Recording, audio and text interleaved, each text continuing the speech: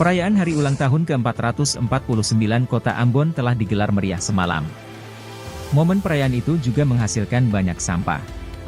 Pantauan tribunambon.com pada Minggu 8 September 2024, tampak petugas kebersihan kewalahan dalam membersihkan tumpukan sampah yang berserakan di seluruh area lapangan seluas lebih dari 2 hektar itu. Sampah tersebut didominasi sampah plastik, dos makanan, dan juga sisa-sisa makan penuhi area tersebut. Kepada tribunambon.com lewat telepon seluler, Kepala Bidang Persampahan DLHP Kota Ambon, Nizar katakan bahwa hal ini disebabkan oleh kurangnya kesadaran masyarakat akan pentingnya menjaga kebersihan. Lebih lanjut, download Tribun X sekarang, menghadirkan lokal menjadi Indonesia.